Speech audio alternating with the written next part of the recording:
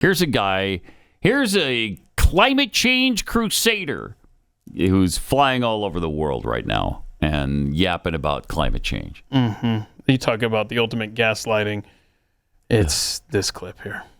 Without facts or economics on their side, they flatly deny what is happening to our planet and what we must do to save it. Okay, like me and They you. incite a movement against what they falsely label climate change fanaticism.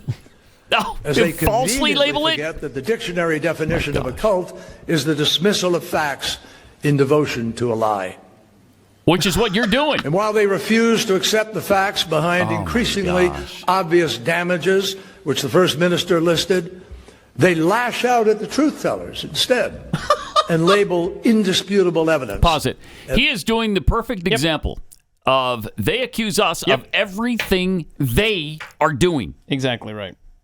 They are the hysterical people that are in hysterics nonstop, giving inaccurate facts, telling outright, flat-out lies, and trying to whip people into a frenzy over climate change being catastrophic and man-caused right now. It's truly enraging. It's bad enough that these Marxists push their policies forward, come hell or high water. Yep. It's another when they completely gaslight us and they're like, oh my gosh, look at what they're doing over there, when it's exactly what they're doing every time.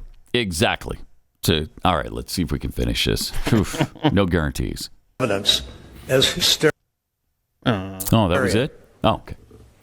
They compound the already difficult challenge of the climate crisis by promising to do more of exactly what created this crisis. That's exactly right, Judd. That's what we're doing. So now, humanity is inexorably threatened by humanity itself. By those seducing people into buying into a completely fictitious alternative reality where we don't need to act and we don't even need to care.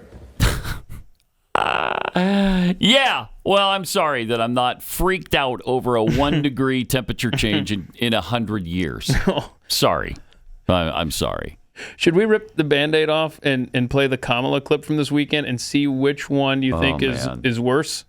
Because they're like the same thing, just different topics. You got to see this Kamala clip 14. Go ahead and play that. There are forces that are intentionally trying to divide us as a nation. We need to be clear-eyed about that also. You. So when I think about this fight, it is also a fight to unify and to resist. Oh, they've done a good job of that, haven't they? The forces that are trying to divide us. Let's not be manipulated. Oh, God! And let us not be deterred. We cannot be tired. We cannot be maybe overwhelmed. Could not be a turd. How about that? Let us also, in this moment, understand the significance and the importance of bringing our country together. Who was it that said she speaks in rhyme? It was Trump. It was Donald Trump last week. To Tucker Carlson. Now, she's not rhyming, but it's that kind of rhythm that she does. She almost backed herself into that bad. That line that she always uses about the distance of time or whatever she says. Oh, yeah. She almost, she had to pause there.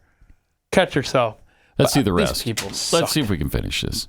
Get all the way through a Kamala clip. Importance of bringing our country together around, again, foundational principles about who we are as America. And I say that as Vice President of the United States.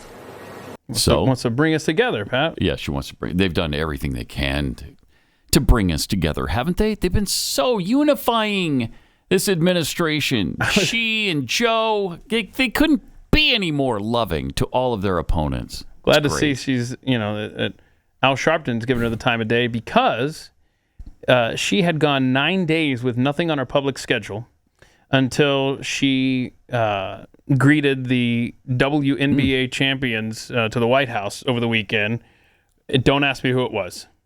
Don't know. Who was it? Don't. Oh, I'm sorry. You said Patrick? Not to. Okay. Yeah. Put me on the spot.